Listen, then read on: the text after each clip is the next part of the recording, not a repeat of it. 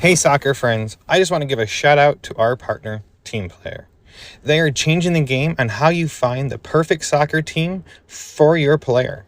Parents, this means no more endless social media scrolling to find information on teams. With Team Player, everything you need to know is just a few clicks away. It's simple, straightforward, and lets you find the best coach and team for your player without any of the usual headaches. And coaches, we all know how tough it can be to get your team noticed, but when you subscribe to one of Team Player's team plans, you instantly get access to set up an online team profile that allows you to reach more potential players and showcase what your team is all about. It's super easy and lets players and parents see why your team could be the right fit for them. And if you sign up using the promo code PITCH, you can try any team plan free for 1 month. So whether you're managing a team or searching for one, come on over to www.teamplayer.us. That is TEAMPLAYR.US. And come give Team Player a look. Family-owned Soccer Innovation is your go-to source for top quality equipment. Whether you're a player, a supportive family member, or a dedicated coach, they have everything you need to elevate your game.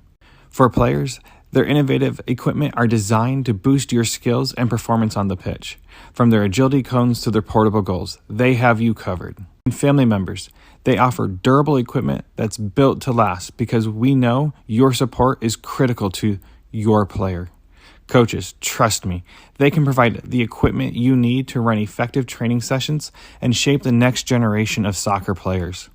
Visit Soccer Innovations at soccerinnovations.com to start elevating your game with them. And if you use the code PITCH, PITCH, you can receive up to 10% off your next order.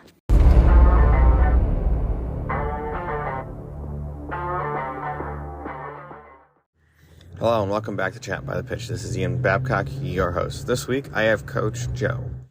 If you know who she is, you already know everything she's involved with. She's a remarkable woman who has done a lot in our soccer community already.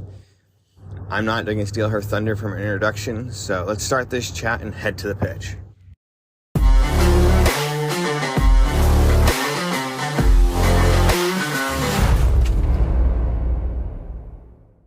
My name's Johanna Sanchez, and I go by Coach Joh on the soccer field. At the moment in 2024, I am a varsity soccer coach at the Hockaday School. It's an all-girls private school here in Dallas.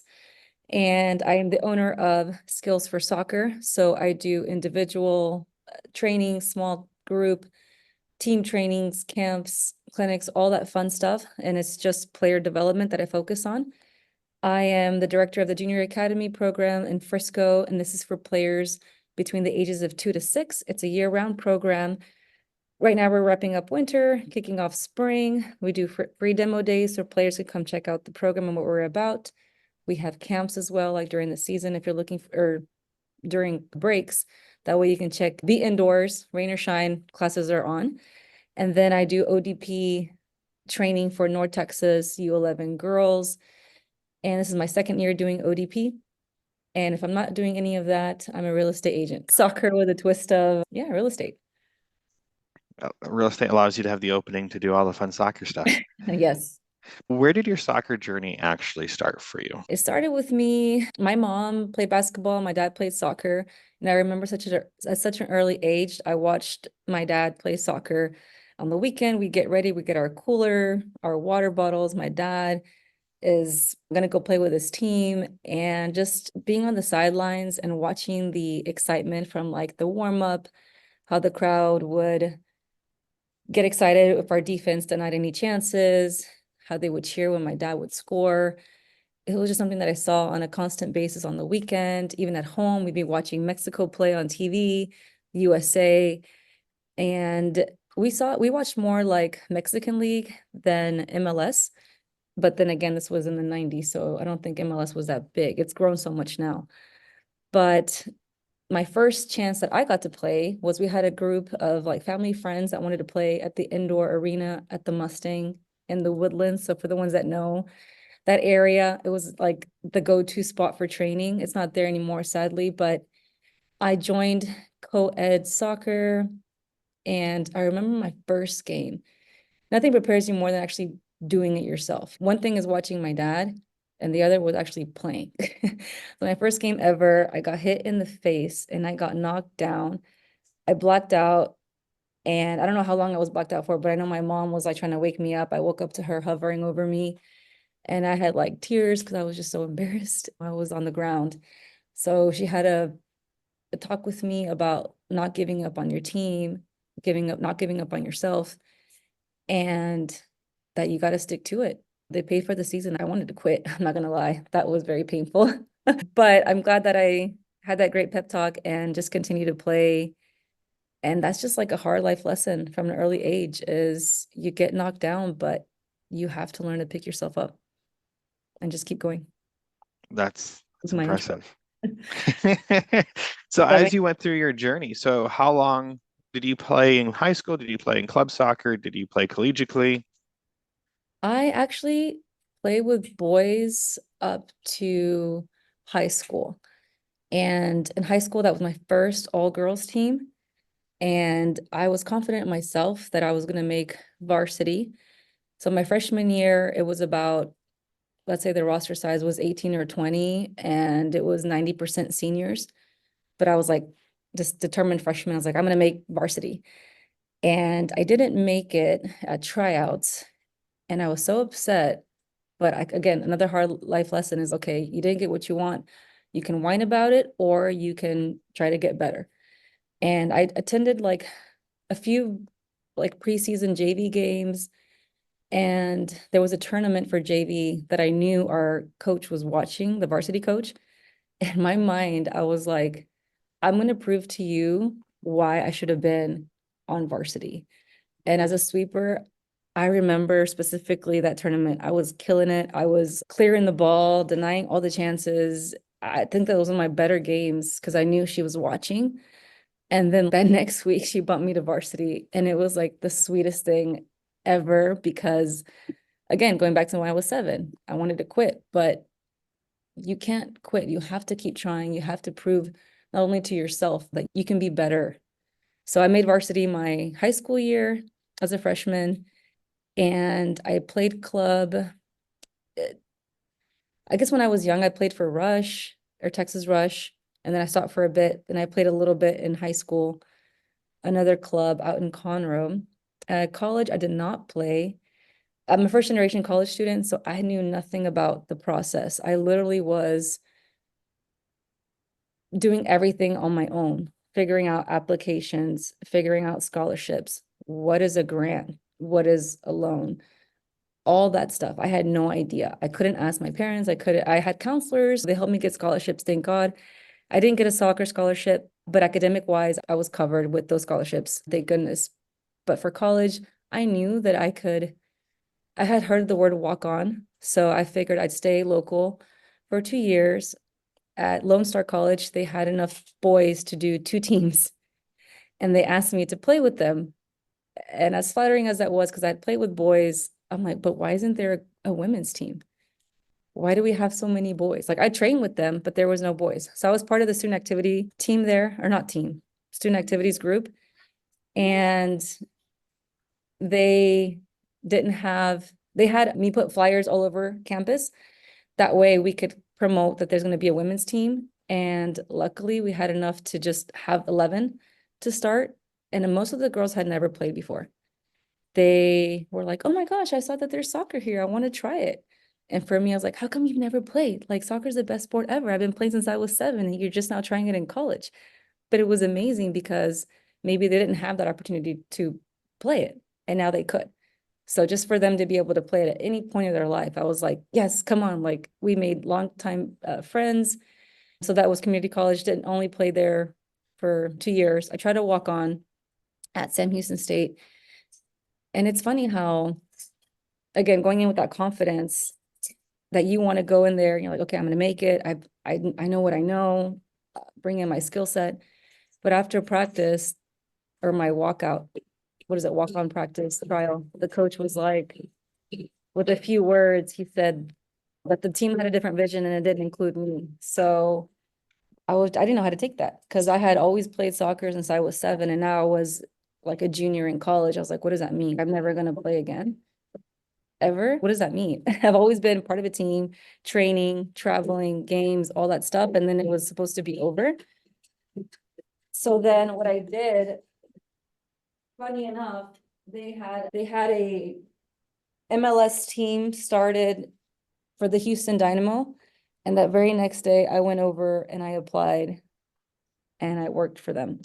I worked for the Houston Dynamo. So I went from trying to walk on and didn't make it. That's fine. I still want to be part of soccer. And then I joined the MLS. And that's how I got into coaching. That's awesome. So did you end up making the dash then, or with the Houston No, they didn't have Dash back then. I made the team, the marketing team. So I was marketing team? like, Okay, yeah, that's awesome. So that's how you got your foot into the door into the world of the MLS then. yes. That's awesome. So as you progress, so how did you start into coaching then? And we can come back to the MLS world in a few. I got into coaching as soon as I knew I probably wasn't going to be part of a team. So I still wanted to stay connected to the sport and I wanted to keep, again, being connected, whether or not as a player, but as a coach. And when I worked for the marketing team for the Houston Dynamo, it was the most fun job ever. They sent us all over Houston. That's how I learned about community relations, vendor relations, community outreach, all that stuff. I remember going on stage for this big Cinco de Mayo event, and I had to introduce the Dynamo dancers and the players and make an announcement about the game. And here I am, like, I don't know, a junior in college. Yeah, you take public speaking classes, but that did not prepare me for like thousands of people, being there. And it was just like the hype and the energy. So through all those events, we got to go to schools and do clinics.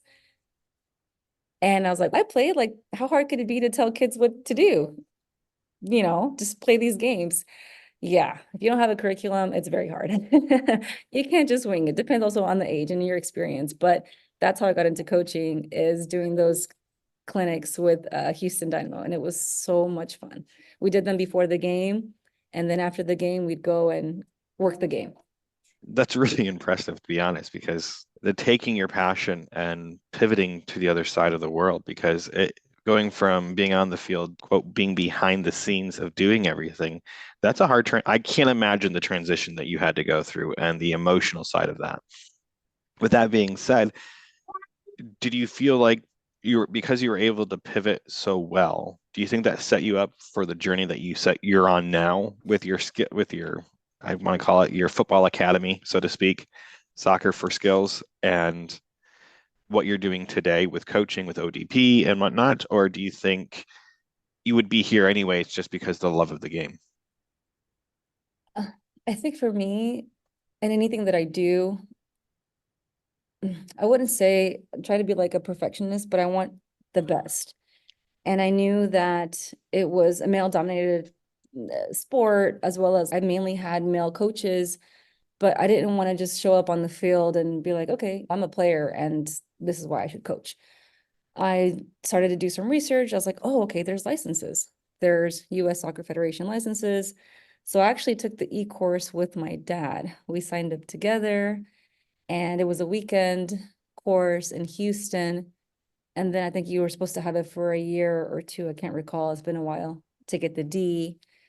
And then we got the D license out in San Antonio. And doing those together side by side with my dad was freaking awesome, because he's been a ref, and I remember he tried to play professionally.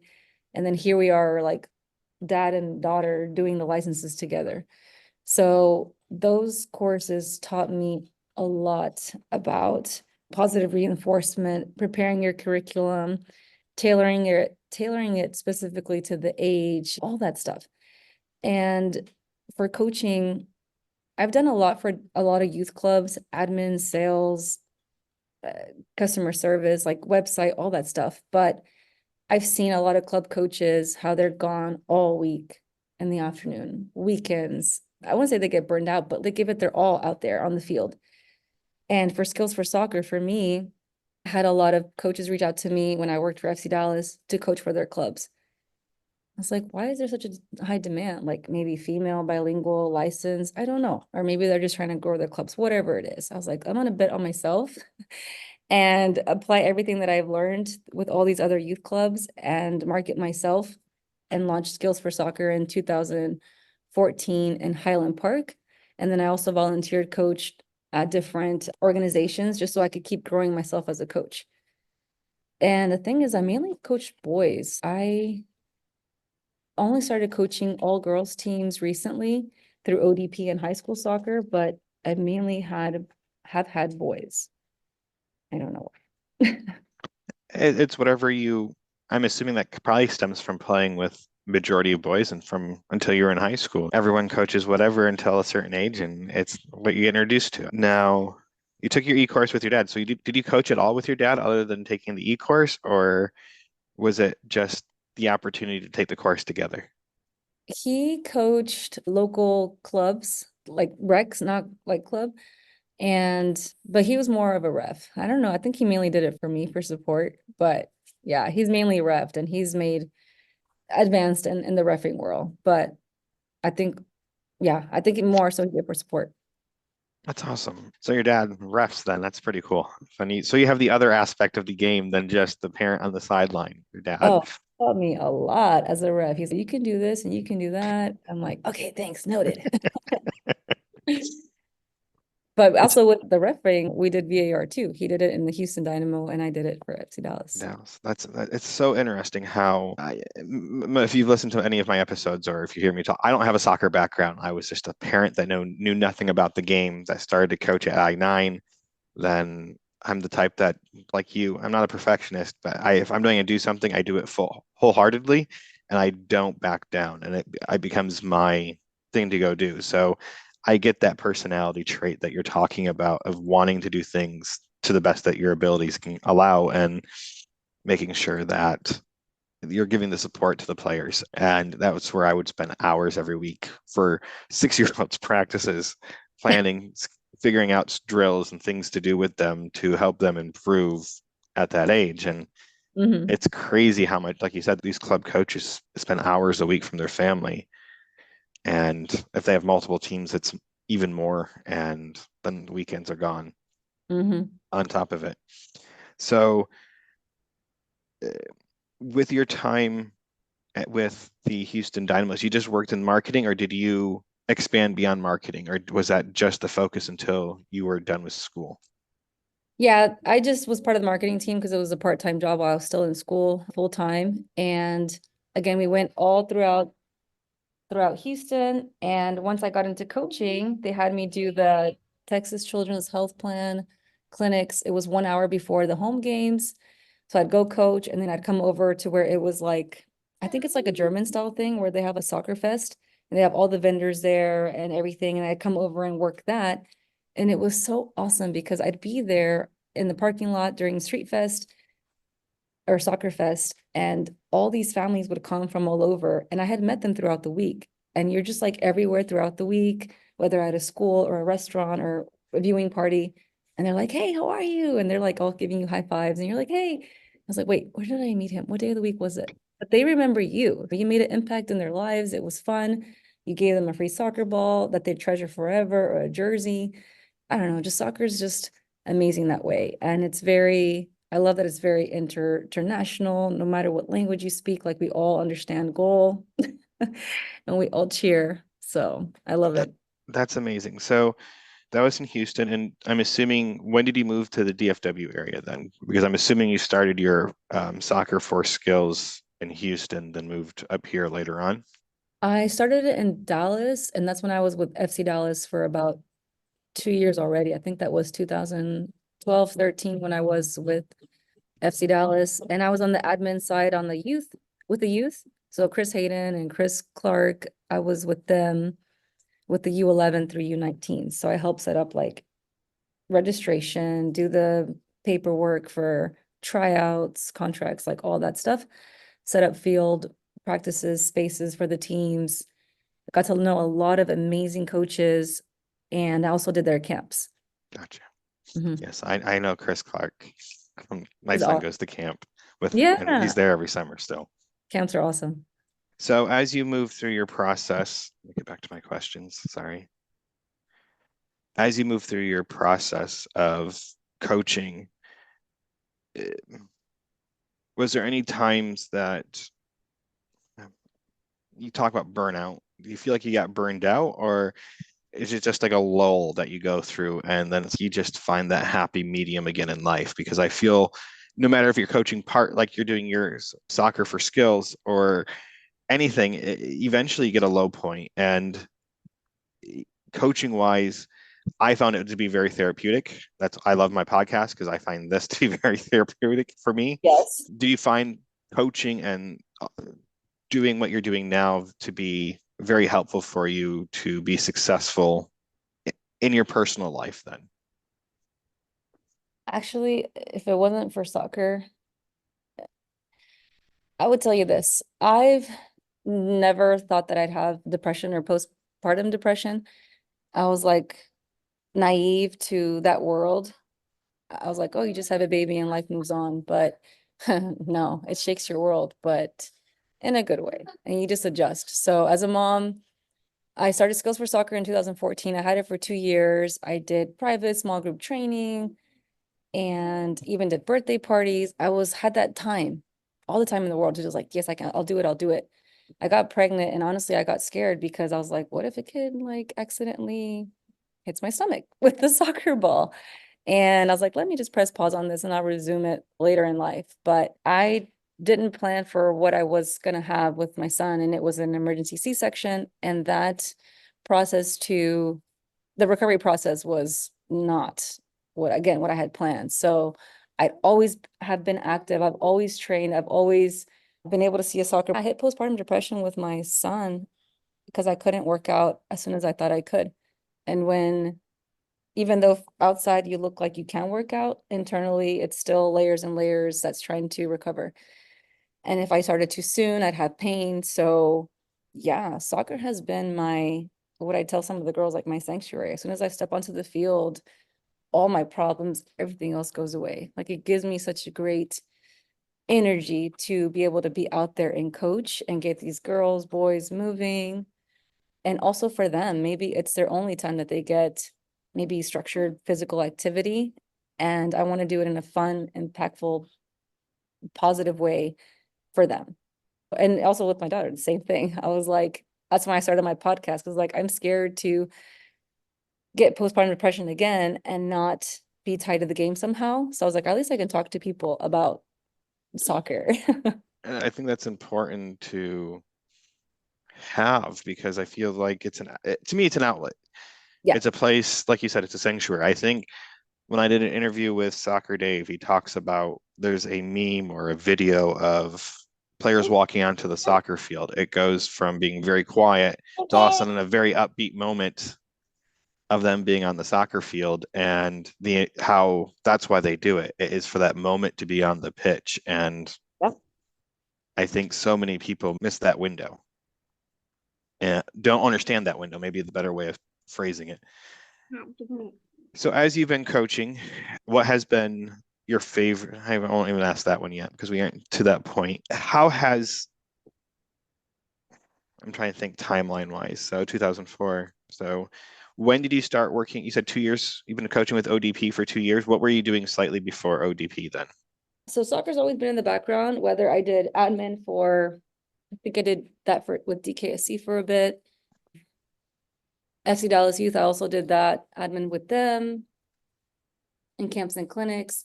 Soccer had always been in the background, and I would even do skills for soccer, maybe privates here and there after having my son. I was always tied to soccer some way or somehow. Gary Williams, I know he reached out to me in 2013 to do ODP, and I was like, I was new to Dallas and I really didn't know much about it. I was like, nah, I'm okay. So looking back, I was like, I should have said yes, but it is what it is. It's timing. I got my C license recently. I was like, I think now would be a better fit. So that's when I started to do it 2 years ago with ODP. But no, soccer had always been in the background, whether with a different club or something. So That's cool that you've always been tied in some form, some way to the game.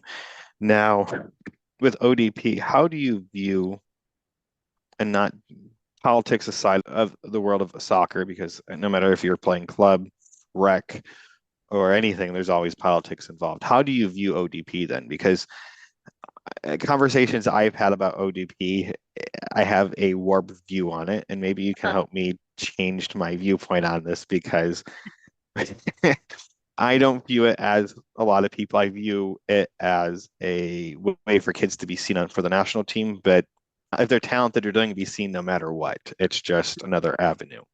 Yeah. So with ODP, so if you can give me a brief understanding or a brief viewpoint of it from your perspective, because as a coach, I think you have the better understanding it than someone looking at it from the outside. I think there's only a very low number of us that do ODP that are not affiliated with the club. So for me, I'm one of them. I am not affiliated with any club. And again, I have skills for soccer. If they're looking for extra training, I can assist with that. But for the ones that coach club, they can only say what's on their part. But for me, I love the organization. You have kids who, first of all, you have to be a club player to be able to try out. And I'll tell you how the tryout process went. We had these girls, they signed up, and I had U11, so it's their first year trying out. I had amazing head Coach Jason Gocher. Just even like how he set the tone from the beginning. Hey, we know that you probably are nervous, but it's okay. Just try your best. We have them play in the positions that they're comfortable with in, and we're giving like, I don't know, there were so many girls, like maybe over 70, 80 that tried out. And we had our US characteristics sheet that we had to look at, from their touch to their confidence to how they spaced out, all that stuff. We had to take notes. And I don't know any of them because, again, I'm not in the club world. I don't see you. And for the club ones, like maybe they have seen them, so they know, okay, this is how she plays, whichever, in their games. But for me, I had a whole blank slate. Like I could just go off of their skills, and then they would scrimmage so we could see them in the game. So then we made the selection, picked the girls, and now, okay, we set that high expectation that yes, you play with your club, but when you're here, you're representing North Texas, ODP.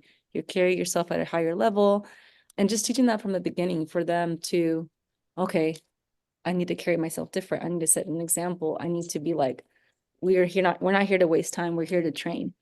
And we give them that higher level of training. And yeah, I think Coach Gocher has like his A and a couple other like high licenses coaching in college. So he constantly is giving them like nuggets here and there if they want to play college and stuff like that, even though they're U11, if they're aspiring to play at a higher level, like what they can be doing now. So we have training once a month, and then they have two tournaments. One is in Round Rock, where we play in South Texas, and then I think we're going to Atlanta this summer. But then they got the opportunity to play other ODP top-notch players from South Texas, El Paso, or I think in Georgia, maybe other states. And then from there, you get looked at and then possibly be able to play at a higher level, like you said, regional camps and stuff. And even for the higher ODP players, they can play in college, and like what that avenue would look like to go to college combine camps and stuff. So as a player, I would have loved to learn more about that and maybe try it out when I was younger. But the ones that are in it now enjoy it. And you're constantly having to try out every year. You're not guaranteed a spot the following year.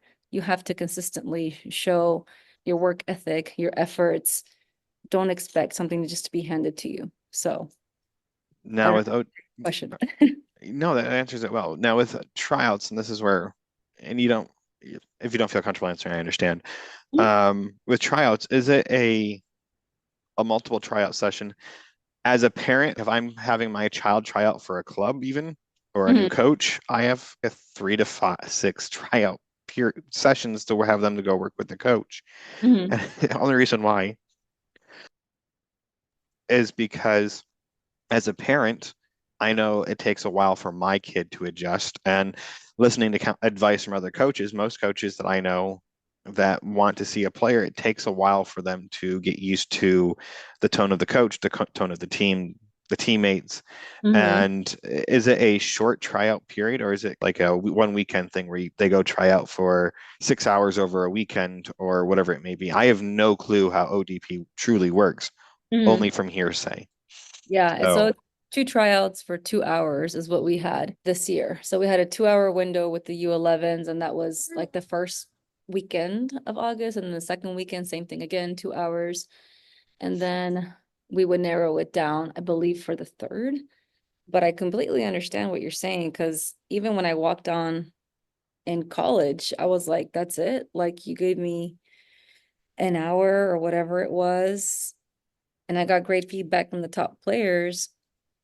And it's no, you didn't make it. But that's what we keep telling them. Even if you didn't make it this year, come again. Keep coming. Keep working hard off your club training, whether it be with the wall, on the ball. But yeah, it literally is just two for 2 hours each. And then we narrow it down, and then we have, oh, and then I think you can get invited to come try out. I do remember that last year, but I haven't heard it this year. So they could get invited to come try out at one of the practices. that's cool. I think that as a parent with a kid that knows my child the best, like you can't just see a kid once or twice, I feel like watching how getting feedback from coaches, like when my son goes to a soccer camp, is Mhm. great because they've seen him all week. He finally settles in by day 2, day 3. And you're talking full day camps. It's not like he's there for 4 hours and he's done. He's there for 6.5 hours, 7 hours, because that's what the length of the camp is. Yeah. And the coach gives great feedback when you ask them at the end of the week. That's been my experience. But I want to go back a little bit because I have it written down and you talked briefly about it. You started a college program at your community college. And I think that's phenomenal. And you were so excited to express that when you were talking about it and having people that never, young ladies that never played the game before Yeah. play. I think that's phenomenal. So, how was that experience for you starting a program? Because I know coaches that have started programs and they say it's so stressful. And here you're a player that kind of instigated this whole process for a college. And is the program still running today, or was it? I need to double check, because I was like, I'm pretty sure I checked it a few years ago and it was, but that wasn't my first time doing it. In sixth grade, I was part of also like student council. And we have in junior high, it was football for boys. What is it? Basketball and track. And for girls was volleyball, basketball, and track. And since I wasn't playing club at the time, I asked my student council teacher, I was like, can we do a soccer team? Like, why don't we have soccer? And she was like, oh, we can look into what it would be to start one. She was an amazing teacher. I can't remember her name, but shout out to her, because she could have easily said no. But she was like, yeah, let's go find out how we can start one. I guess that's part of student council, is like starting groups and stuff. So I reached out to her, and we put flyers all over the school as well. And we wanted to do a boy and a girls team, but we made barely enough to do co-ed. And then we started to play other also schools. I don't know if they already had their programs. I'm pretty sure they did. And then so it was York Junior High, and we started our own, and we started to play co-ed. And that was fun. So that was like in sixth, seventh grade, whatever that was, junior high. And then in Montgomery College as well, same thing. Freshman in college, I was like, why is there two men's team? We don't have girls team. Let's start one. Again, student activities. I asked my director, I was like, can I put flyers around and see if we can do a team? He's like, yeah. So design the flyer, put them around campus, and girls showed up. Okay, can we bring more girls? Because this is not enough. Like, it's gonna be like maybe 7v11. Actually, our first game, this sounds crazy, but we played with 3 players. Wow. Yeah, because I don't know what it was, maybe the commitment or the time or whatever, but our first game ever, it was the student athletic director, Letitia, this other girl named Johanna, and myself. And the other team was like, it is what it is. They blew us out the first half, and then they played with less players, and it was pretty even then. But Yeah, we played with three. We're like, we drove this far, like we want to play. So that was crazy. Oh my gosh, just saying that out loud. But no, we grew it, and then we eventually had 11 players, and then we had subs. But yeah, it was nice to start that. To me, that's impressive. So as you've done this, do you look back at that as a moment for your career? Because I'm looking at it, I'm assuming you helped coach, if not coached the team. I don't know how it would have worked because I know that's a huge financial commitment for any school to start a program. And I'm assuming Well, you helped with some of that. we actually wore boys' jerseys. So that was the first year. But I think a few years I checked in later and they had like sponsors and then they had like jerseys, like women's cut. But I think that we've gotten used to that as girls and we've had a lot of men's just hand me down. But hey, we were just happy to play. We had the logo on the front, even though our shirts fit us so big. But no, it was fun. It was experiences that, even I was like some of the girls' bridesmaids later on in the future because we became close and it was fun. And they were like, I have never played before and I just wanted to come try out. I was like, yeah, it's welcome to everybody, whether you're a beginner, whatever. None of us are pro here. Actually, there was one pro girl. She played for Brazil. What she was doing there, I don't know what, but we're glad we had her. She played with us for a little bit. Her name was Luana Miesa. I'm also in touch with her still. And yeah, she helped us out. But I think she played for a World Cup for Brazil when like her U17 or something. Wow. So we had like beginners and then we had her. But we did it. So, did you help coach then, or did you just play as a player? I just played as a player. Maybe like I'd help them. Hey, this is how you lock in your ankle when you're shooting, or you pass with this part of your foot. But coaching, we did have a teacher who stepped up, Coach Ray Abbasi. I don't know what he taught. I think he taught math at the college, and we're like, yeah, we need a coach. Like it had to be a faculty. And Gotcha. he was down. So we appreciate him being out there with us.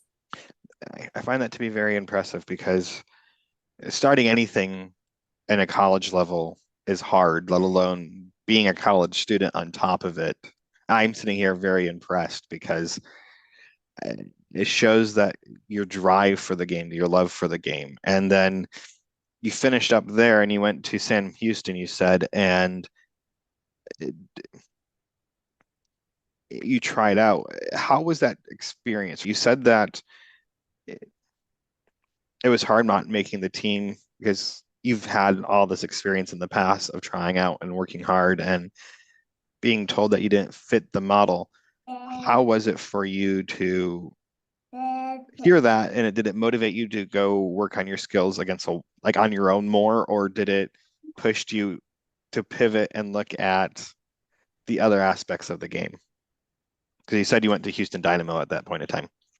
Yeah, so I tried out for Sam Houston because I was a junior in college and had done community college. I finished that and I just knew I wanted to keep playing. So when I tried out, I reached out to the coach and I know the process is much different. I didn't know what the process was. I was just like, here, coach, here's my information. He's okay, come to a practice. And going to that practice, again, I went in with all the confidence thinking, okay, I'm gonna make it because that's all I know is just soccer. But again, in life, you have to shoot your shot multiple times. You're not going to make it the first time. So, as a first generation college student, I could have done more research on my own and said, okay, there's D3, there's D2, there's D1. You can move up from D3 to D2. It's not just one college, but that's where Right. I was going. So, I wanted to play there. And when I didn't make it at the time, yeah, I was upset, but the very next day I was like, I still want to be part of it. And I'm just going to shoot my shot with the Houston Dynamo and see if I can get a job there doing whatever. And I did, but I don't know. I think these players, even if you try out for varsity and you don't make it, the best that you can where you're at and prove to yourself why you should go to the next level. Extra training. You don't need a private trainer. You can literally now just go on YouTube and learn a bunch of skills. My son, who's 7, in my room, I have 3 cones. Go do your skills. Right foot only, left foot only. And then one day he was like, I don't want to do something. I was like, okay, fine. I'll put a challenge. If you do this, if you beat my score, then I'll put away your laundry. He was like, bet. And then he went and he just did all these skills. But it's like, what are you doing as a player to constantly be growing, to constantly, are you just a player that just plays defense? Like you got to try it all, midfield, forward, everything. Just be diverse. You're actually answering a question will have for later, because I feel parents today want their players all to be strikers and goal scorers, and they forget there's the second half of the game. Like, it gets no praise, so to speak, I feel. And if you want to go to college today, that's where you need to be, is learning how to play defense more than shooting a goal. I feel too many kids see the Ronaldos of the world that or Hollands that get all this praise for scoring goals, but they don't see the left back that is doing the great job. I'm drawing blanks on some of these players. I can see their faces. I just can't think of their names that are essential. I think Messi is a great example of this. He plays a midfield position and he is a top scorer, but that's because he's taking placement kicks. He's or set pieces and PKs, but he has a knowledge of how to touch the ball and where it's going to go when he touches it. So I think parents need to focus on that. So with your coaching experience, what ages do you do private coaching then with for your, because you have the juniors academy that you run, do you coach all the way through high school and maybe even college kids now, or do you only stick to the younger ages, even though you coach at a high school? So I recently started coaching high school like 2 years ago because I got the C license and I really wanted to grow as a coach, but also apply what I learned in that 6 month course. And when I coached high school, right now I'm coaching high school. Yes, we praise our forward, who's a beast right now. I think she has a record for the goals for the school. She's scoring like every single game. Shout out to Jaden. She's amazing. But I step aside with our center back. Her name's Bromwyn, and I told her, I'm a sweeper. Just know that I definitely, if it wasn't for you, we have a 0 shutout or like very low scores. I was like, you're killing it in the back. I love our defenders. What is that phrase? Champion, what is it? Forwards win games and defense wins champions. Is that what the quote, Yes. something like that? Yeah. I'm huge on defense. And I think you're always playing defense no matter what. Whether you're, if you are a forward and we do lose it in the attacking third, then what are you doing? Are you just chilling? Oh, okay, there it goes. Or are you pressuring and you're playing defense in the attacking third and win it back? So that's for high school. And then for our little ones in the junior academy, ages 2 to 6, every week is a different topic. Yes, we do a lot of ball mastery, but then there's defending. Especially at age 3 and 4, we see a lot of, oh, I'm just going to use my hands and push forward and thrust them away so I can get the ball. So we got to show proper defense. And we always apply a scrimmage at the end so they can, we always do a scrimmage at the end so they can apply what they learned in the class. But yeah, I teach them defense, attacking. When we do scrimmage, I don't let them stay in front of the goal. I kind of space them out. Remember, when we're defending, what are we doing? We're not goalies. We're what? We're defending the goal. And then when we're attacking, you're the forwards. Your job is to score because that's their job, is to score, right? And then I'll try to switch them up because I don't want them just to get stuck in that position or think that's all they play. So I try to make them as diverse players as possible. We'll have one class for the older ones to do goalie so they can use their hands. Because then they start using goalies, I think at 7 or 8. I need to double check, but depending, I think the Y has that. But yeah, I'm constantly teaching them everything. And even for Skills for Soccer, every day is a different topic depending on the length of the program. It's okay, today we're just focusing on this. And then tomorrow we're gonna just focus, next week, just focus on defending. I try to teach them everything because yeah, even with ODP players, I think in the last tournament, we had X amount sign up or say they were gonna go, but only X amount signed up. And we had like very minimal defenders, like very low numbers. And we're like, okay, who here wants to play defense? And they were like, I was like, the team needs a defender. We're not asking you to be goalie, but we need you to play defense. And the one that stepped up, that's a big bonus point because we want those players that are like, I've never played it, or maybe in practice they played it, but in the game, maybe they feel like, oh, I'm gonna mess up. No, that's why we practice. That's why we put you there. So you can be like, okay, I know what to do. And now in the game, you never know, you might like it. Uh, we have a saying with our son is he's 10 now, and we say the same thing to our daughter. It's my daughter wants to play goalie, so it's a different conversation with him with her than him. but we tell him he can play any position but goalie, because at the end of the day, we don't want him to get hurt. But the other side of the equation is he doesn't care if a ball goes by him. He just wants to play soccer. And it's like he does get mad when they score, but he also understands, we've made it very clear to him as a field player, it's if you're playing 9v9, 8 other teammates failed the goalie if the ball goes in the goal. And we've made that very clearly. And clear to him that he has failed if it came down his side and the ball goes in. It's not the goalie's fault. The goalie's the last line of defense. And Exactly. and so with that mindset he has when he plays goalie, I think that kicks into him. If the ball goes in, it's not just my fault, it's everyone else's fault. But he won't die for the ball. That's half the problem. I agree with you 100%. I think we just had goalies through the Y, my son, last year. And he's 7 now, but when he wanted to play goalie, I was like, oh my gosh. As a mom and as a coach, I was like, ooh, it gave me like anxiety. Like the goalie's the last line of defense. But at the end of the game, he was like, oh, they scored 2. I was like, yeah, but do you know how many saves you made? You made these saves. Are you kidding me? Awesome. And then like his whole attitude just changes. He's like, yeah, I did. Did you see that one I did with this one? And then it left my hands, but then I got it again. I'm like, exactly. Just, yeah, we understand. Okay, 2 went in, but then focus on the positive and then how you can get better for the next game. Now, I find it interesting because I feel like your background's so diverse in this game. You said you played at a young age, watching your dad playing. You went playing, wanting to quit at, I think you said 7, being hit in the face, and your mom having that conversation, like you made a commitment for the season, and having that tough love at a young age, moving forward, and now coaching. I think from the sounds of it, your players are able to see that determination. It's not wanting them to be perfect. You just want them to be doing things correctly, best to their ability. And how do you feel the relationships you have with these players that you coach see that? Because I feel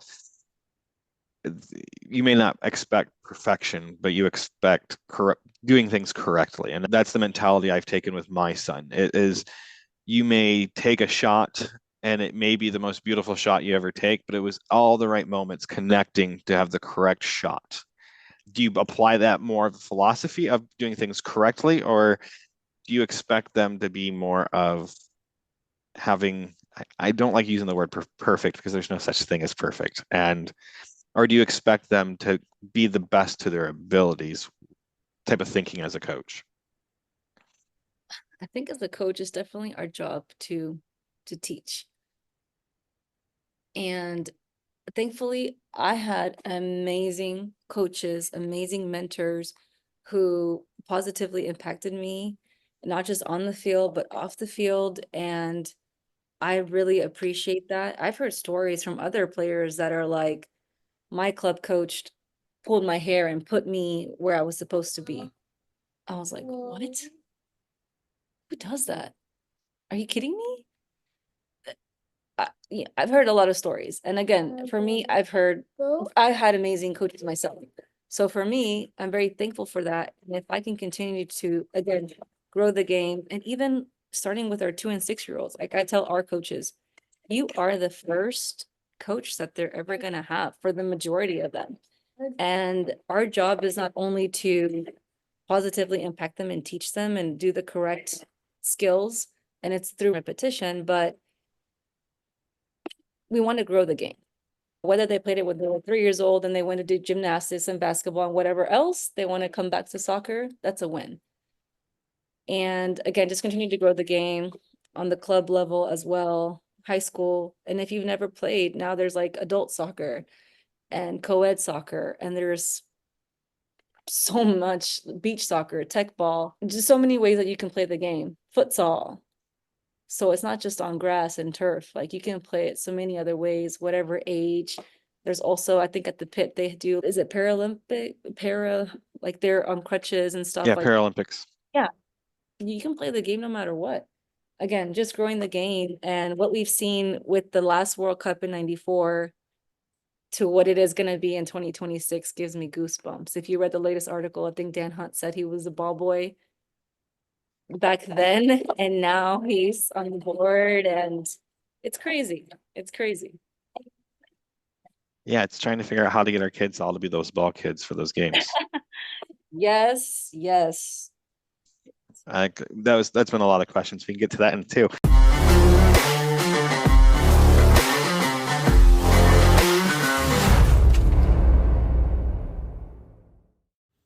Hey everyone, I hope you all enjoyed this week's episode of Chat by the Pitch. Coach Joh is a remarkable woman. I mean, I have no clue how she has done what she has done in her life so far. And have no fear, almost, it seemed. Starting 2 different programs, one's in her school and one in her college. I mean, how many kids start programs when they're in school, then go on to college and do the same thing again and have success with it? I mean, that says a lot who she is. Her ambition, her love, her drive for this beautiful game.